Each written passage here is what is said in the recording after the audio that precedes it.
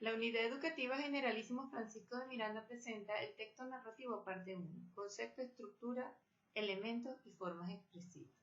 Primero vamos a hablar un poco de lo que es el concepto del texto narrativo. El texto narrativo es aquel que incluye el relato de acontecimientos que se desarrollan en un lugar a lo largo de un determinado espacio temporal. Dicho relato incluye la participación de diversos personajes que pueden ser reales o imaginarios. Ahora vamos a hablarle un poco de lo que es la estructura. La estructura del texto narrativo tiene un marco, inicio, introducción, una complicación, desarrollo, nudo y un cierre, resolución o final. En el primero, en el marco, se introduce lo que es la historia, los personajes y un poco el conflicto. En la complicación se desarrolla ya el texto de la forma más larga y se explica muy bien la conexión entre los personajes.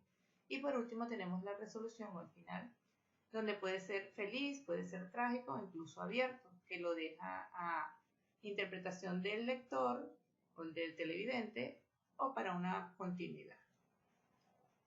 Ahora veamos un poco lo que son los personajes. Los personajes en la historia se dividen según su relevancia en principales y secundarios. El personaje principal es aquel sobre el protagonista, que es sobre el que se basa el texto. Por lo menos en Batman tenemos a Batman, que es el personaje principal o protagonista. Por supuesto, todo protagonista tiene un personaje antagonista, que es el que lo adversa y va en contra de los deseos del principal personaje. Aquí tenemos, por ejemplo, al Guasón, que es un principal antagonista de la película Batman. Como personajes secundarios tenemos al ayudante. En Spider-Man Homecoming tenemos a Ned, que es un personaje ayudante. También tenemos el oponente, que es los personajes que ayudan al antagonista contra el protagonista. Por lo menos en Harry Potter tenemos a los Malfoy, que son oponentes, ya que el antagonista principal es Voldemort. Y por último tenemos personajes referenciales, que tienen un hilo conductor dentro de la obra. Aquí tenemos un personaje de ficción muy famoso, que es Jarvis, un mayordomo virtual que tiene Tony Stark en Iron Man y en Avengers. En el nivel psicológico, los personajes se dividen en planos o superficiales porque no tienen profundidad psicológica, mientras que los redondos o profundos sí tienen profundidad psicológica, ya se han desarrollado el perfil del personaje. Un ejemplo muy famoso es el del mismo Joker o Guasón, que el primer Guasón de los años 70 era un personaje bastante plano, pero después ha tomado profundidad y hasta tiene su propia película, que es el Joker. Entonces, este es más o menos los personajes. A continuación vamos a hablar de lo que es el narrador, que es la persona que narra la historia, que nos cuenta lo que está ocurriendo. Entonces, el narrador puede ser en primera o tercera persona. Tenemos dos tipos de narrador, el interno y el narrador externo. El interno se divide en protagonista y se divide en testigo. El protagonista, narrador protagonista, es que cuando el narrador es el mismo protagonista dentro de la obra y habla en primera persona. Mientras que el testigo es un narrador que está siendo testigo de lo que le pasa al protagonista o personaje principal y narra desde primera y tercera persona, es decir, de su punto de vista y el de los demás. El narrador externo tenemos el omnisciente tercera persona, que es el Dios dentro de la obra, conoce todo el mundo externo e interno de los personajes. Y tenemos el observador o relativista o conocimiento, que narra también en tercera persona, pero no conoce el mundo interno de los personajes como una cámara de cine. A continuación tenemos lo que viene siendo el tiempo en la obra. El tiempo, hay muchos tipos de tiempo en la obra literaria. Es el momento en que se desarrollan los acontecimientos. Puede ser externo, interno o el tiempo de la historia. El tiempo externo es la época en que se desarrolla el texto o el cuento.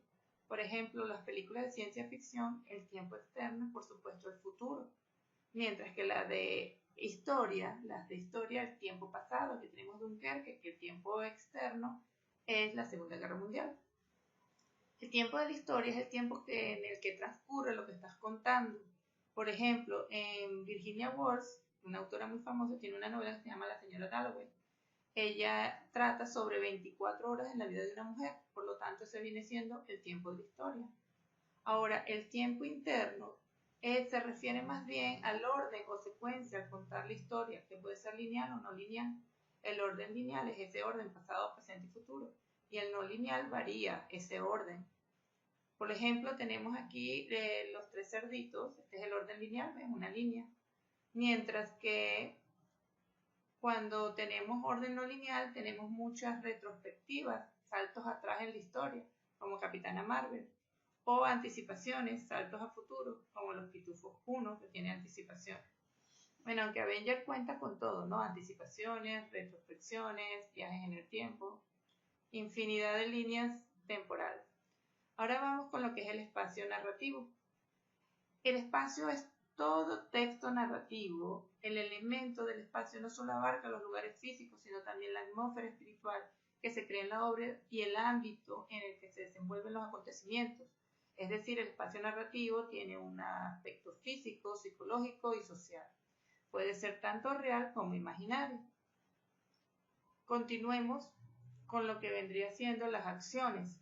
Las acciones en la historia están muy relacionadas con el tiempo, porque también pueden ser de diferentes formas. Pueden ser lineales, como habíamos dicho los 3 cerditos, una historia que presenta las acciones en orden cronológico. Pero también tenemos in media res, que es cuando empieza a presentar las acciones desde la mitad de los eventos ya ocurridos, como es el caso de Identidad Born o Identidad Desconocida.